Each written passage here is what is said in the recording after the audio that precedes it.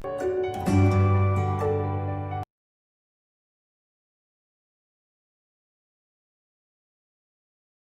morning students, welcome back to Triveni Memorial Senior Secondary School online classes. Students, today we are going to start with one of our another chapter from class 7th in history, that is our chapter number 6, Towns, Traders and Craftsperson.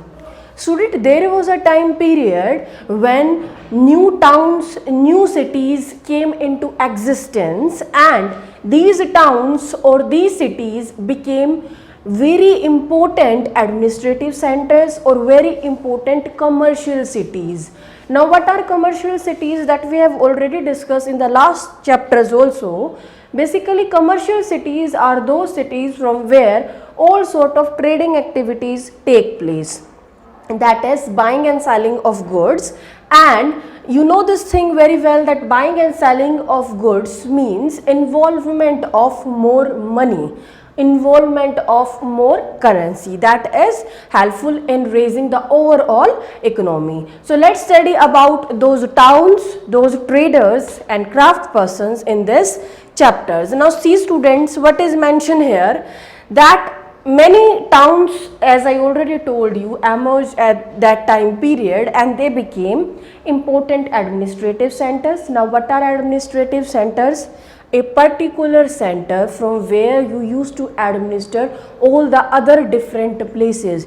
Administer means you used to look after all the other places or areas, that is your, or control other areas, that is your administrative centers. Then is temple towns. Yes, we know this thing very well, that temples were the rich source of money for people, and not only money, in fact your gold, silver and other important metals were also present in temples. So important temple towns also emerged, and they became, as they were important, temple towns were important and they used to carry currency, money or important metals like golds and silver with them. They became important commercial activities or important commercial centers, and all the production and craft production also used to take place at these temple towns. Craft production means where people were involved in doing craft activities, at which place? At these temple towns. So let's study students ahead. Now see students, firstly administrative centers. I already told you what is administrative center. Particular center or particular place from where you used to administer or you used to control all the other places. That is what mentioned here. We have read about Chola dynasty. Now in this particular topic, we are going to study about one of the most important administrative center, and that is Thanjavur. Thanjavur is basically the capital of the Cholas, and we have already studied about Chola dynasty. So Thanjavur was important administrative center, and it was obviously established 1000 years ago. Now the question is, where this particular place Thanjavur, or this particular we would say temple town Thanjavur city is present or is located. So what we are going to say, there is one perennial river. What do you mean by perennial river? One river which used to flow continuously throughout the river. That is, this river used to flow throughout the year, is perennial river, and the name of the river is Kaveri. Kaveri basically flows through this town. Which town? Thanjavur town. And what is Thanjavur town? One of the important temple town. Now see, this particular town, Thanjavur town, this is built by one of the king named Raja Rajeshwara, and the temple is also named on the name of the king, that is Raja Rajeshwara temple. And to which dynasty they belongs? I already told you in the beginning, to Chola dynasty. So what they said, that the townspeople praise for its architect Kanjuryan Rajarajas Panichalam, who has proudly carved his name on the temple wall. Now what does this mean? This means this temple town, Thanjavur temple town, is famous for its, or is known or is renowned for its architect style. You see, a particular architect style is not followed in this temple. Different architect styles are followed in this temple, and that is why inside this temple, okay, let's just come to one point. What is the basic purpose or why we use temple? Basically, we are using temple to worship a particular god or deity. Deity means God itself. So inside this temple, there is present one massive Shivling. That is why it is famous, and people used to come here and worship their famous deity, that is Lord Shiva. Now after that, if we talk about this temple, there are different palaces inside this palace. Other than this Shivling, other things are also there, like big mandaps are also established in this temple, and you know very well this thing, as mandap are spacious places. So these mandaps are used for various activities, like if any ceremony used to took place, they used to took place in these halls only. So that is what mentioned here. So what said, they used to issue orders to their subordinates, and there are also, you can say, barracks for the army. Barracks for the army, that is the place for the soldiers, the place for their subordinates, that is also established inside this or beside this temple, other than the worshipping of the Lord Shiva. Thereafter, student, what is there? As I already told you that this town is very spacious and large enough. The town is involved in having a huge market for people, and if market is there, definitely trading activities would take place. What sort of trading activities would found in these temples are, or were they, these markets were flooded in or selling grains, spices, clothes, jewelry, etc. And water supply for the town also come from wells and tanks. If you talk about the availability of water with the people, then water is coming from sources like wells and tanks. Now what is said there, that the various of Thanjavur and nearby town of Oraiyar, this is one of the town which is present nearby Thanjavur, are busy producing cloth for flags to used in the temple festival. Okay, now see students, you have seen this thing nowadays also, that on Shikhara, that is on the top of the temple, there used to have one dhwaja, nowadays that we used to pronounce exact word, which is made up of a particular cloth. That is what mentioned here, that dhwaja, that particular cloth was also manufactured, that flag was also produced, also manufactured in this temple or in nearby areas. Now what is said there? It is said here, the noble people, the noble class people, the elite class people, whenever a particular celebration used to take place at these temples, noble people visited these temples.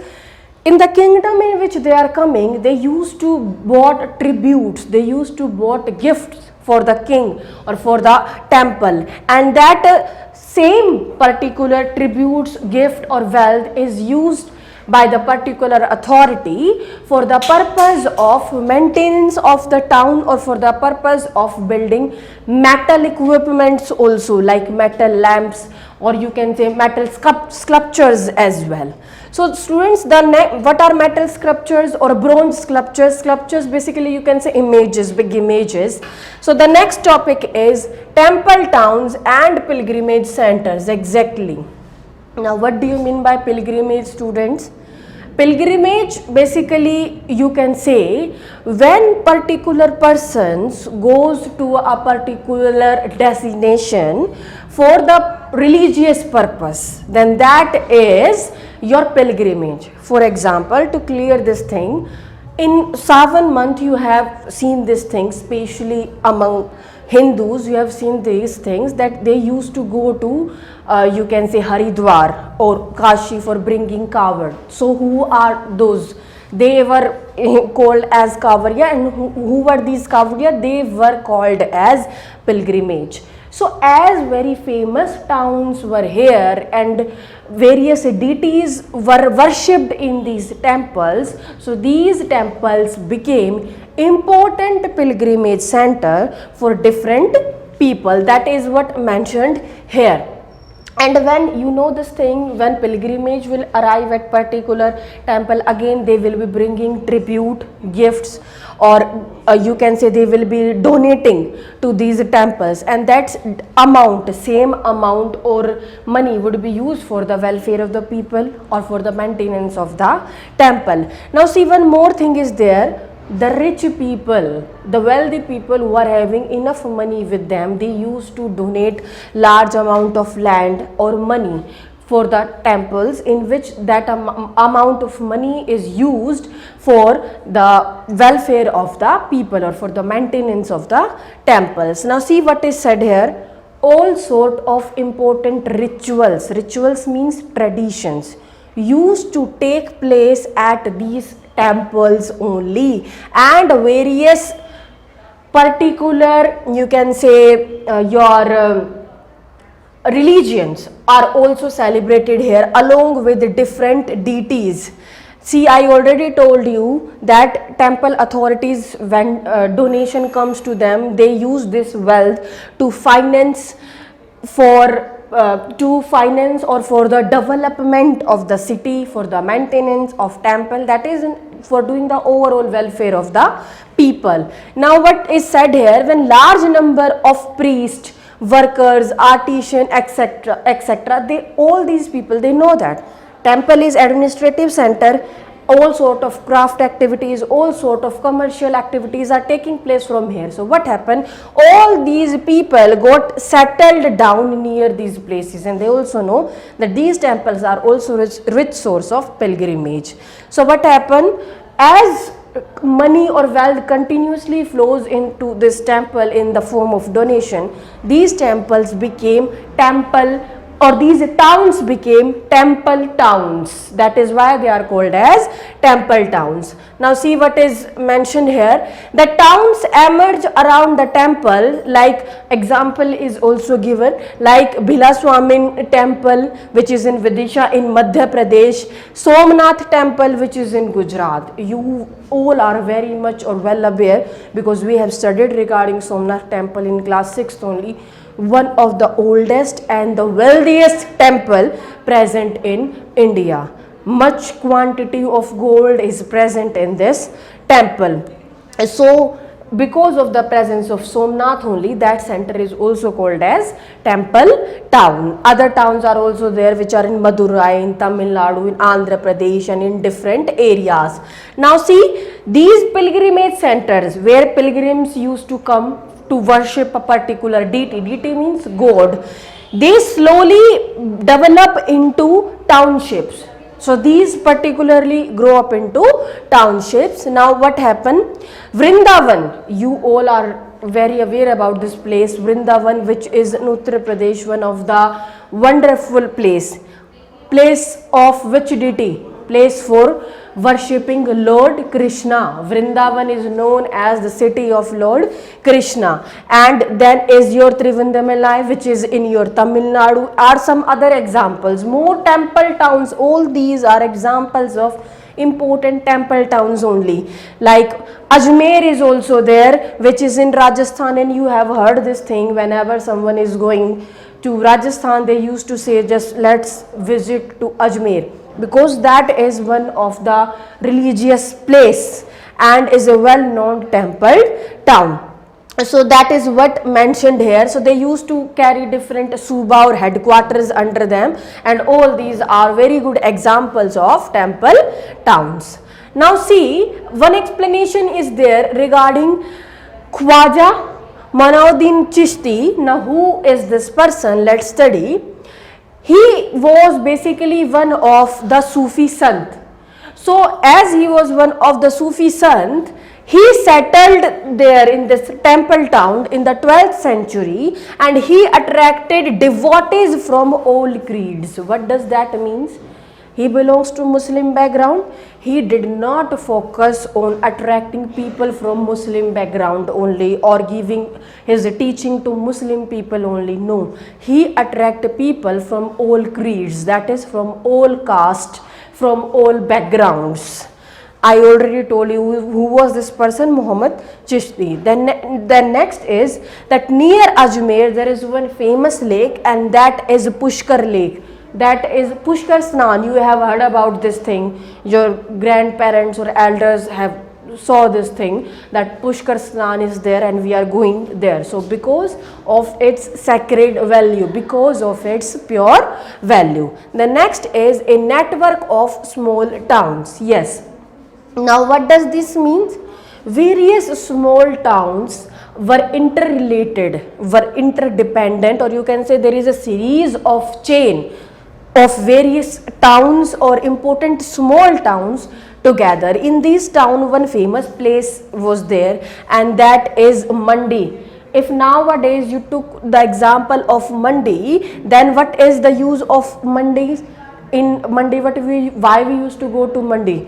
To buy and sell fruits and vegetables, right? That is for trading activities. In the same way, at that time also Mandi was one of the place where all the villages went to brought and to sell things, that is for the purpose of doing trading activities, for the purpose of buying and selling things. Now what is said here, these market streets where all these trading activities used to take place, they were called as hatta. And besides these, there were streets for different kind of artisans also, who showed their different artistic skill, different craft activities in those streets, like potters were there, oil presses were there, sugar markets were there, and many more.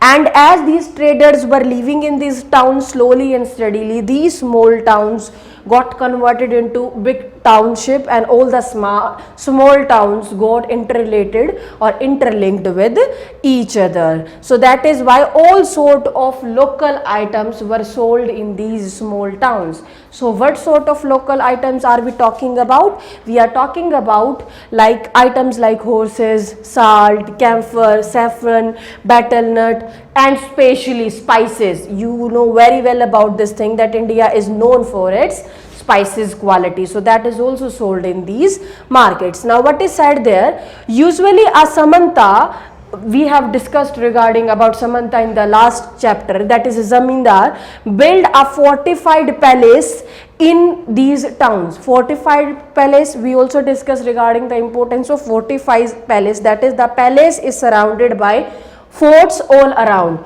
in order to protect the particular palace or fort from attacks from enemies.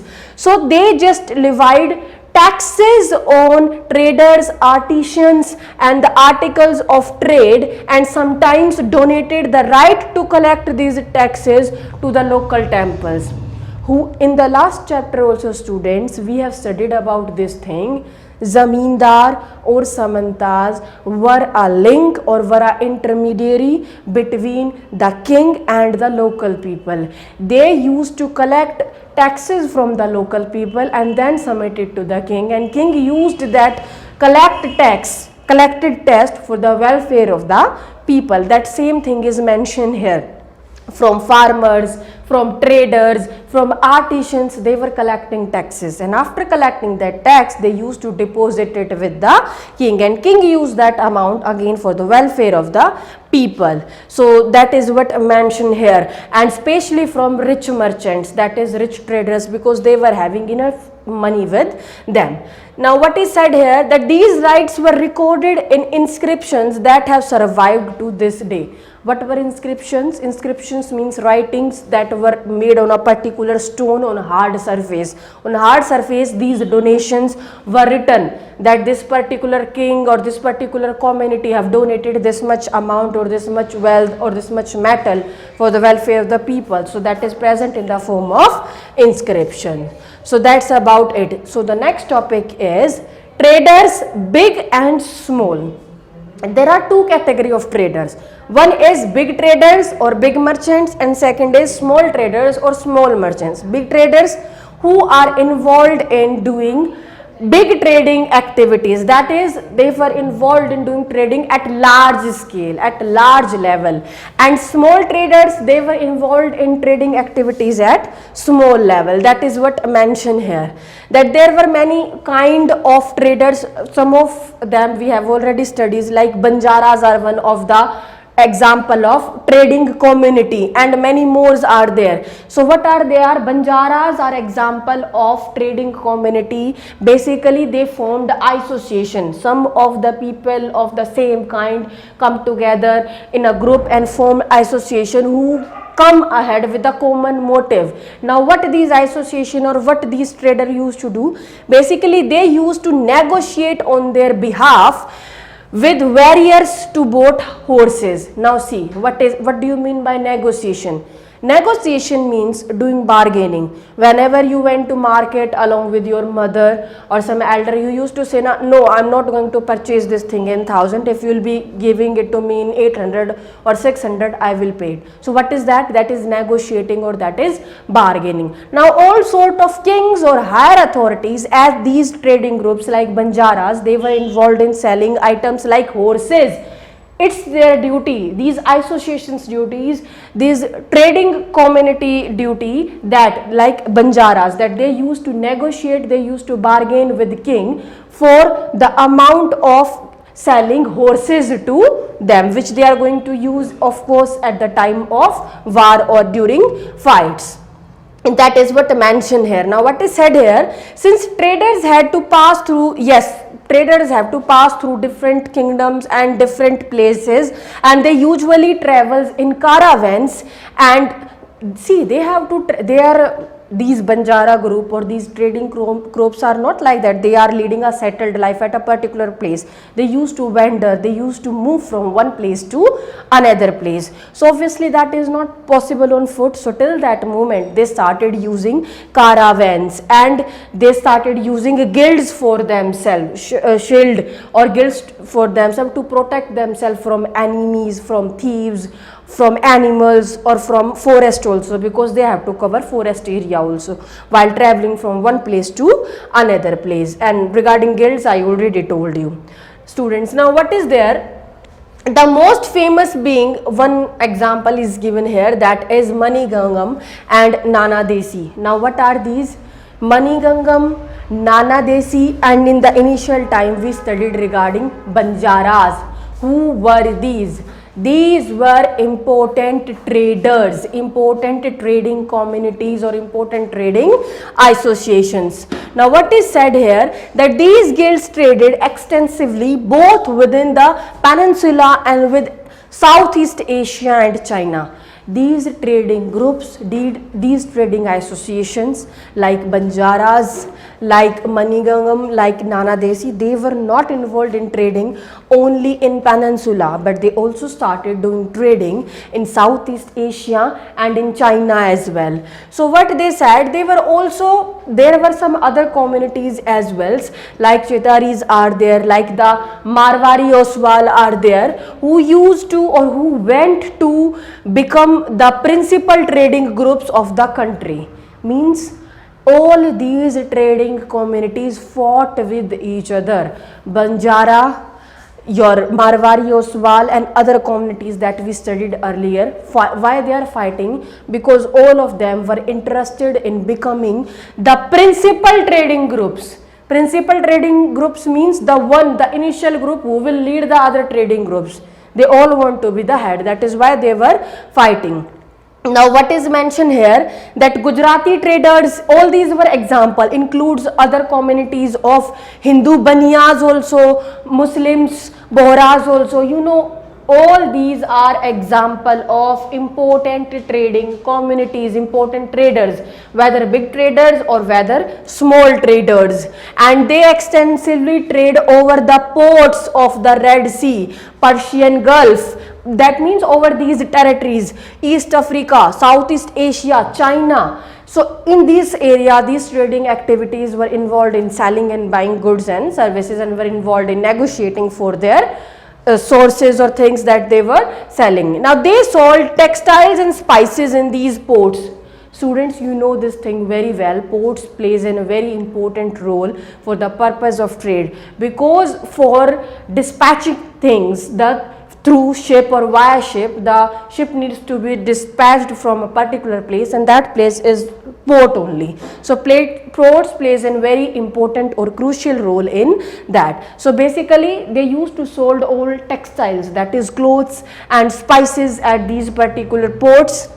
And in exchange, obviously when you will be selling something, you will be getting currency or anything in return, na? So in exchange, what they are getting in order to sell the spices or textiles, what they are getting in exchange, or what they were getting in return, is they got gold or ivory from Africa, and spices also, gold, silver, spices in return, or sometime currencies also, tin they were getting from East Asia, from China, or from different parts. Now the towns on the west coast were home, yes, all the towns which were located on the west coast, they were home for your Persian, your Chinese. Basically they used to visit there for the purpose of trading. And Christian traders also involved in dealing with Indian spices, because all of us know that Indian spices were of very fine quality, were of very good quality. So almost all the traders from different places were interested in buying these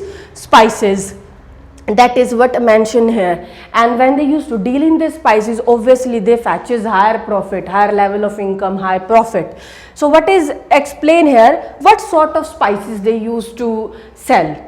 I already told this thing. India is known for its spices like ginger, dried ginger, like your pepper, cardamom, etc. And all these became important European cooking centers. What does that means? All the people in Europe, the spices that they are using in Europe would be imported from Indian ports only, or from India only, because of its very fine quality. The next is, that is the only reason why European traders, because of the quality of the spices, European traders got attracted to India for the trading purpose. Now we will shortly read about how this changed the face of trading and towns. Okay. So the next topic is crafts in towns. What we have studied till now, we have studied that important temple towns came into existence. These temple towns became important administrative centers, important commercial centers, and we studied regarding different trading groups, trading communities, regarding mandis where goods and things or spices were sold.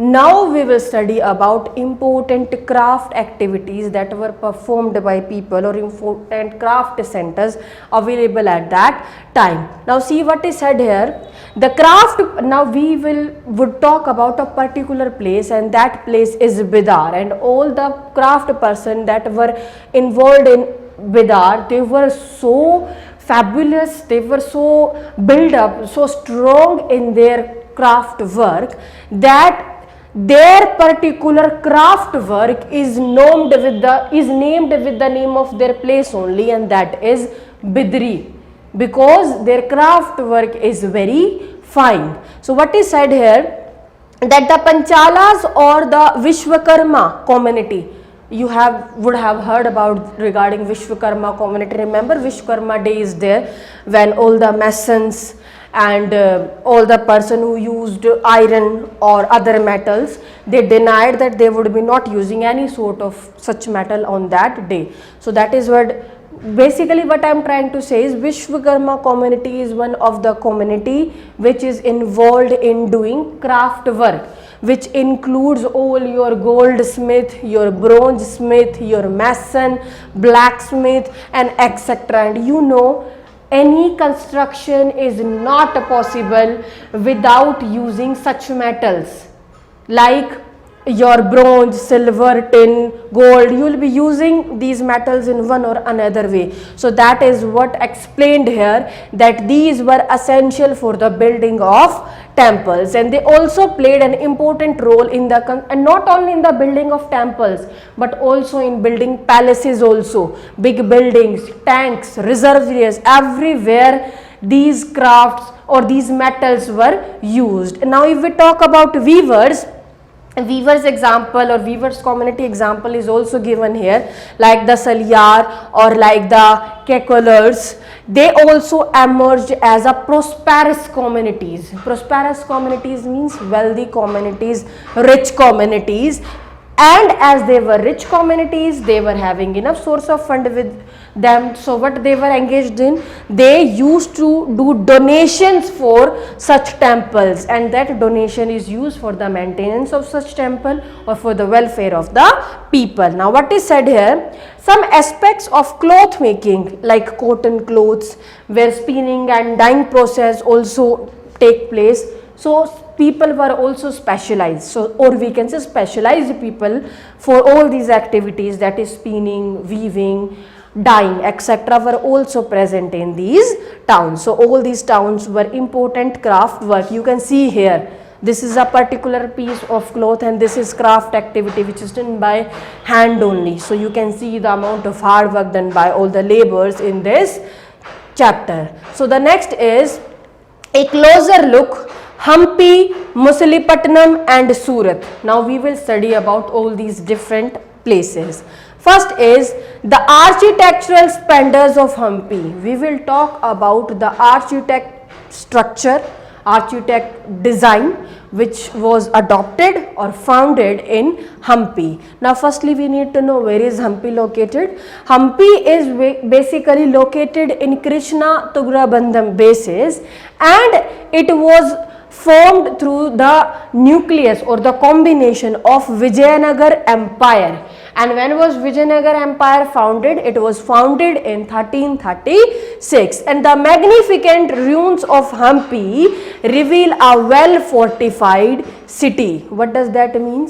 There was a time period when the Hampi city got destroyed, got ruined completely, and when our architect visited that site, they founded certain things. That is why it is called a magnificent, very large city. What they used to fight at that place, that Hampi was one of the well fortified city. What does that mean? Forts were surrounded all over there regarding Hampi, and it was not at all easy to attack Hampi because it was fortified city. Then is no mortar and cementing agent was used in the construction of these walls, and the technique followed was to wedge them together in interlocking. They were not using any mortar or cementing bricks, cementing things for the construction of building towns or temples, etc. in Hampi. But the bricks that you can see here, the bricks that they used to build up the cities, the towns or different places in Hampi, they were found in interlocking pattern. Interlocking pattern, as I already told you, fortified cities. To break up the interlocked pattern of bricks is not an easy task.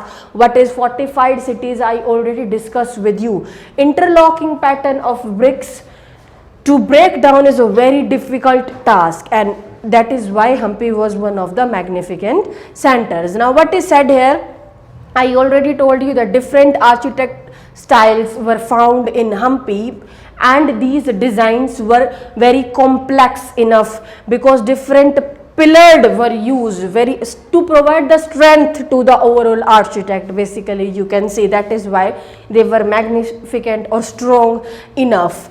And different orchards or gardens were also found or were located in Hampi, and in its heyday in the 15th or 16th century, Hampi bustled with commercial and cultural activities. What does that mean? So during these centuries, Hampi became an important center for all sort of craft activities or for all sort of commercial activities. All the Muslim merchants, Chistis, European traders, Portuguese, they found Hampi as in a very large market where they could trade easily. So that's what about Hampi we studied. Now if we talk about the temples that were present in Hampi, they were hub, or you can say they were center of different activities where people obviously people used to worship their deities, and along with worshipping deity that is pleasing a particular god, they perform other activities also, other cultural activities also in the temple. And which deities they were involved in pleasing with, like Lord Shiva. And one of the famous celebration that used to take place in Hampi was regarding Mahanavami. Nowadays you also know this thing. Mahanavami means worshipping, you can say, goddess Durga. Mahanavami, that was one of the biggest occasion, that was one of the biggest festival that was celebrated in Hampi, and Hampi was known for that. And where this particular place Hampi is present, obviously it is there in south. And as this important celebration is done here, and very good archaeology style is found here, and it's providing Mahanavami platform to different people. All the subordinates, all the people who would come here to celebrate Mahanavami, they bought different gifts, different tributes with them, and that same gift or that same amount was used for, you can say, welfare of the people, or for the maintenance of temples, for the maintenance of cities, and different activities also were organized in these temples or during these festivals like Mahanavami. Or you can, what sort of activities, like you can say different wrestling bouts were organized for the people, music performance were also organized during Mahanavami or other important occasions. Now what is said there, Hampi fell into ruin following the defeat of Vijayanagar in 1565 by the Deccan Sultans. After they got defeated by Deccan Sultans, Hampi slowly and steadily started getting ruined, and finally it got destroyed. And who were Deccan Sultans? Basically your Golconda rulers, Bijapur rulers, Ahmednagar and Berar and Bidar rulers, they all together constitutes Deccan Sultan. Then your next topic is a gateway to the west is Surat. Now what does this mean? If a particular person, if a particular trading community, say East India Company, is interested in entering India from the west side, then the best place or the place from where they need to go through or pass by is Surat only. We have already studied where is Surat present. Surat is present in Gujarat, and we are already talking about west. Now what is said here, Surat was one of the emporium. Now we need to understand what is emporium. Emporium is basically one of the place where different production and different craft activities used to take place. So Surat was one of the important emporium from western sides, under whom? Under Mughal emperor period. So what is said here, Surat was gateway for trade with West Asia via the Gulf of Ormuz. From West Asia, if people were entering in Surat, they need to enter via Gulf of Ormuz for the purpose of trade. Now Surat is also called as the gateway to Makkah. Now why it is called as gateway to Makkah? Firstly, we need to know what is Makkah. Makkah is a particular designation, particular place where Muslim people used to go there for Hajj or for practicing or preaching God Allah. So if they want to reach to Makkah, they need to pass by from one of the particular place, and that place is called as Surat, and that is why Surat is an important place for pilgrimage activities also, and all important pilgrim ships were also sailed from Surat port. And this city was one of the cosmopolitan city where all sort of trading activities take place. People from all castes and all creeds were present here. Dutch people, English people, they started establishing their warehouses in Surat. Why? What do you mean by warehouses? The place where you used to store your raw material or finished good, because it is not possible to sell all the things on the same day when they were produced. So all these East India companies, as they were trading in Surat, they started establishing or developing their warehouses at Surat only. And according to East chronological one of the chronicle named Ovington, he wrote in his account of the port in 1689 on an average where 100 ships of different countries could be found anchored at the port at given time. What does this statement means? This statement states that Surat was one of the important trading port that if suddenly also you will be going at this port, you can find at least 100 number of ships standing at this port for the purpose of selling or for the purpose of trading. Now the next is different retailers, different wholesalers were also found here. Retailers of what? Of cotton textiles. Now if we are talking about textiles, textiles means clothes, then we have to discuss this thing that Surat is known for its zari work, that is gold embroidery over a particular piece of cloth, and Surat is famous for that. And as Surat became an important commercial city or important trading city and became cosmopolitan city, all the different people from different places like Portuguese, Dutch, English people, they started developing their warehouses in Surat and starting entering into Surat for the purpose of trading activity. And along with these, different rest houses were also present in Surat, as these people were coming from very far away places so that they could take rest at these places. Now what is said here, pleasure parks were also present in Surat at that time. Pleasure park, nowadays also pleasure park are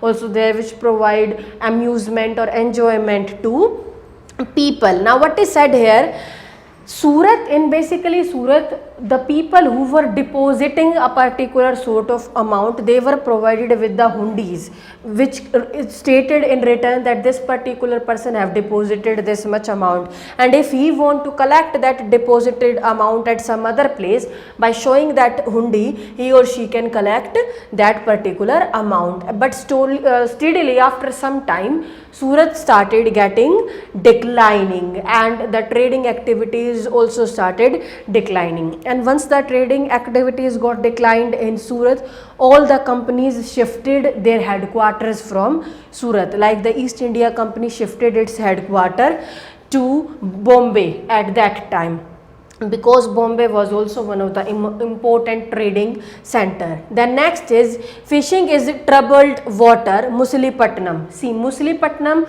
or Machilipatnam, the name itself is suggesting where it is found, near the delta of Krishna river, because huge chunks of large quantity of fishes are easily available here.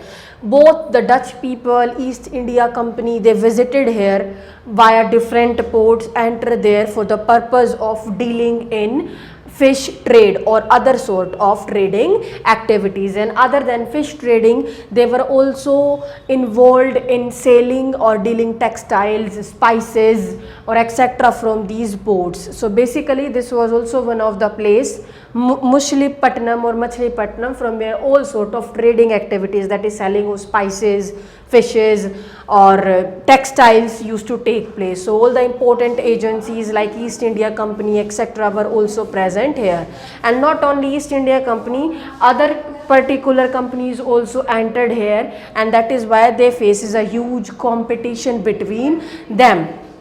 For example, the East India Company faces competition from Golconda nobles, Persian merchants, etc. And this city, as maximum number of people were present here, this city became more populous and prosperous.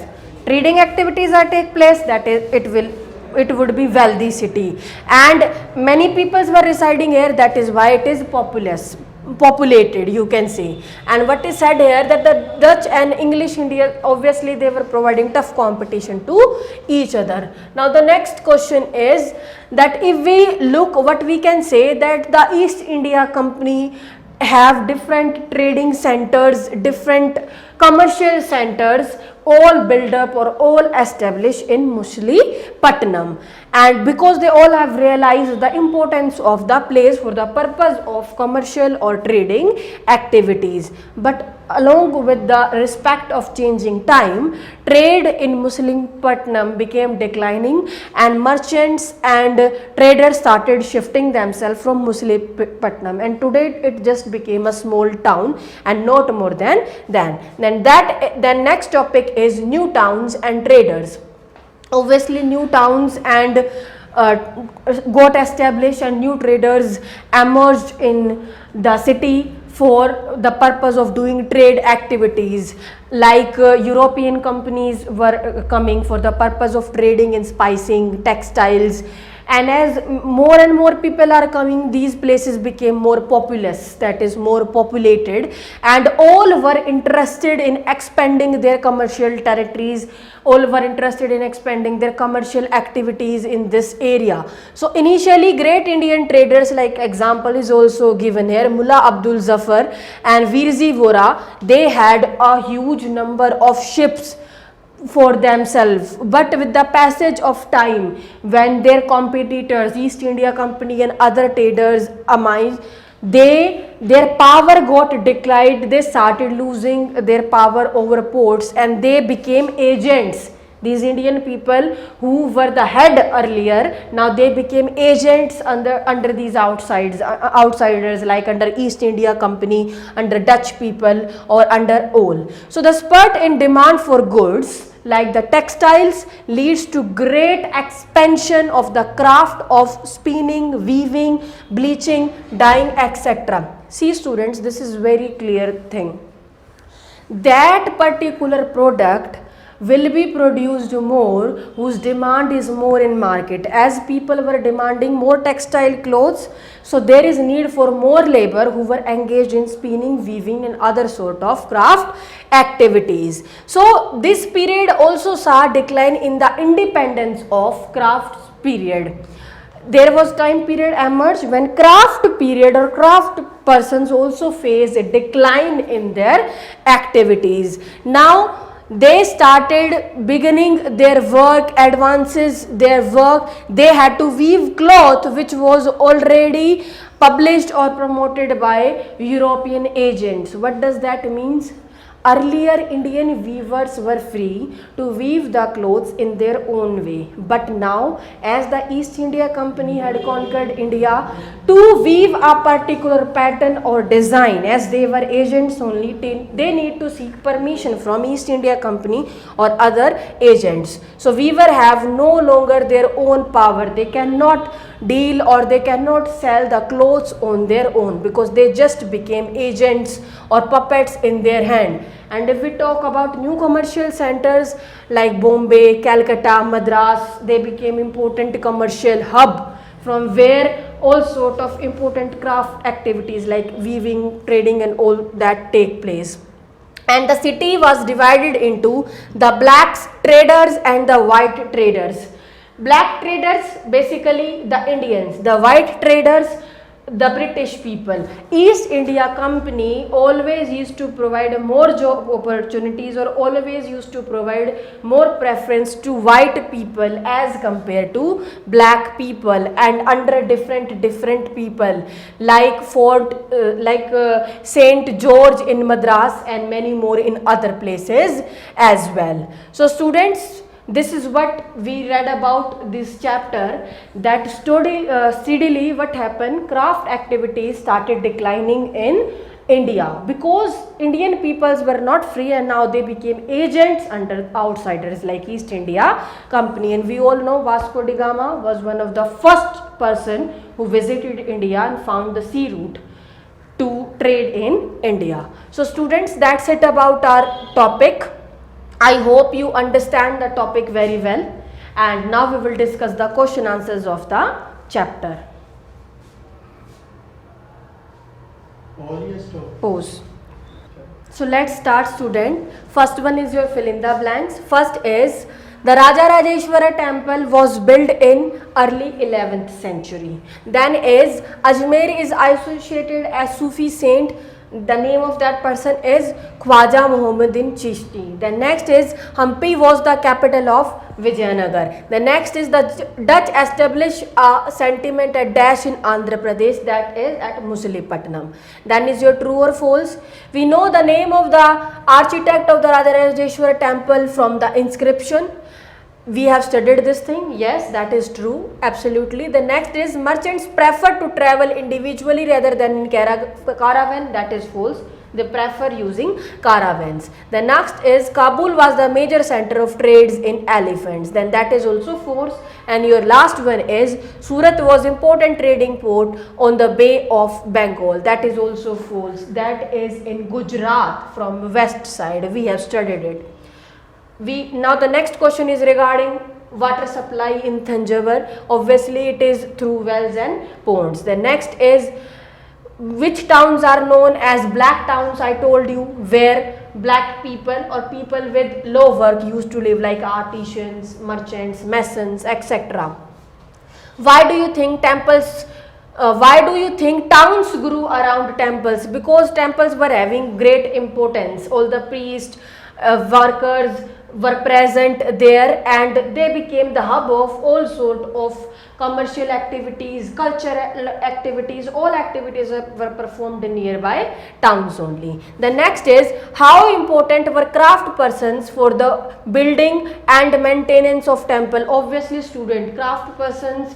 And if you will say like your blacksmith, goldsmith, you cannot build any of the architect structure without their aid or without their help. So their help is required. The next is why did people from distant land visit Surat? We have already discussed, because it is famous for its zari work, textile work. Second thing, those who were approaching to Makkah as pilgrimage, they also need to pass via from this particular place, that is Surat. And then your next is in what ways was craft production in cities like Calcutta different from that of cities in Thanjavur? Yes. If we talk about craft production activity in Thanjavur, they were in the form of copper and silver. On the other hand, in Kolkata, they were in the form of cotton textile. So this is the difference between the two. The next is compare any one of the city described in this chapter with a town or a village with which you are familiar. So you are going to do this according to your, like if you have visited to Gujarat or Surat or Delhi, according to your observation, you are going to write those points in this, that what similarities you can find. Like in this example, they have taken the example of Surat and Delhi. So what is the similarity between the two? That is explained here. You are going to do this question on your own observation, where you went according to this chapter. What observation you find between these two? Like if we talk about Surat, this is the time period under Mughal period, and it is a time period also under Mughal period. So this is the similarity between two. Then again, this is also commercial center or trading center. This is also commercial or trading center. Both are cosmopolitan cities. In both the particular regions, warehouses or factories are present. So students, these are the similarities between these two places, and you can write these points on the basis of your observation in this chapter. So students, that's it about our chapter. I hope you understand the topic well. Thank you students.